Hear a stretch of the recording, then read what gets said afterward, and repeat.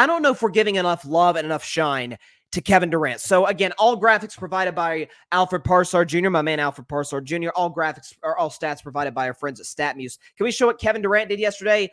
Oh, casually 23 points, 8 for 9 from the field, 5 for 5 from a shorter three-point line from three-point range in only 17 minutes. So Kevin Durant, who did not start yesterday, and it was reported only an hour before the game, hey, KD is going to play today. So it wasn't even a 100% guarantee 90 minutes before tip-off that we were going to see Kevin Durant yesterday. We saw him, and we saw him from the jump. Team USA, he comes in, they're down 6. He comes in, goes crazy at the end of the first quarter to give them a lead going into the second, and they rode the momentum from there. So it's funny about Kevin Durant.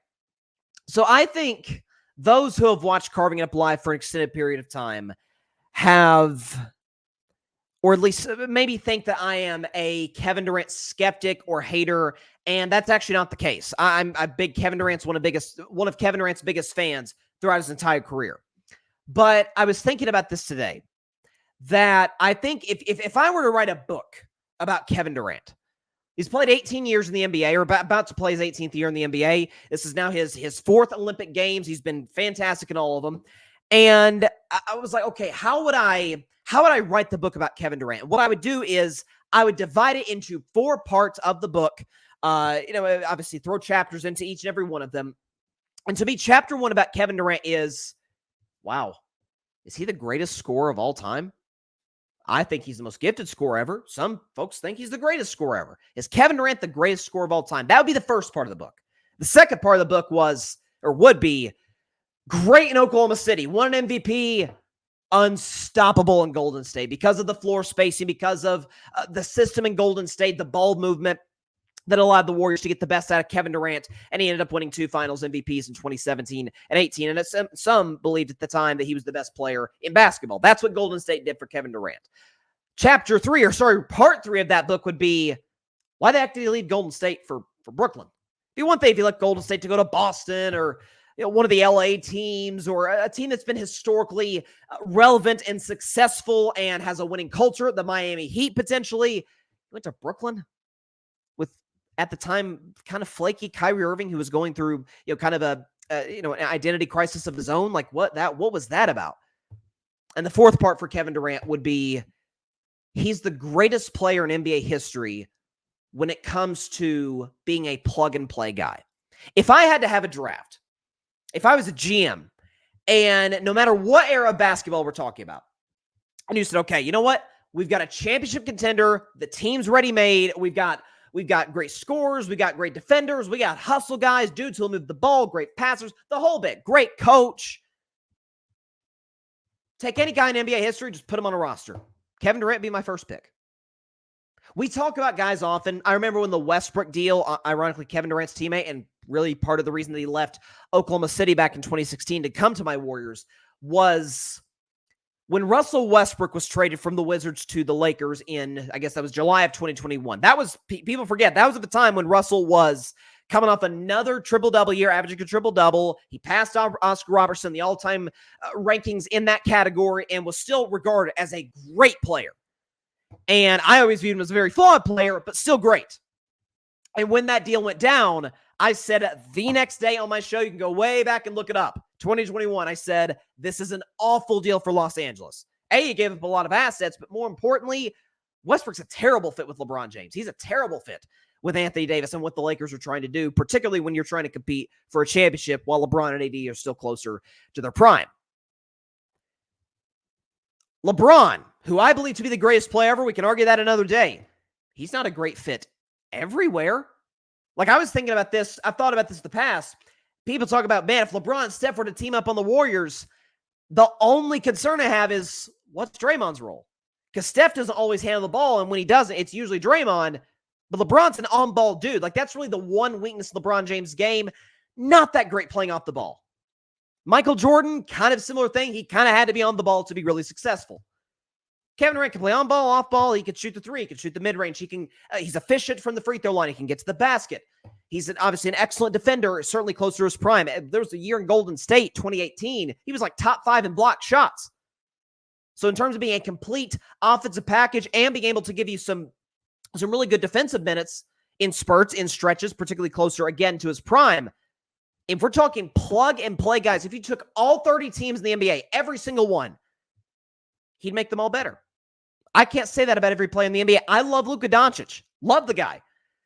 But my criticism of Luka and kind of my criticism of Jason Kidd and the Dallas Mavericks, while I think they had a great run and I picked them to beat Boston in the finals, was, man, when they are moving the basketball, when Luka is the focal point of Dallas's offense, but not Dallas's offense entirely, Dallas is really good. Dallas is really dangerous offensively. And by the way, them adding Klay Thompson, maybe shows a shift in Luka's approach. We'll see.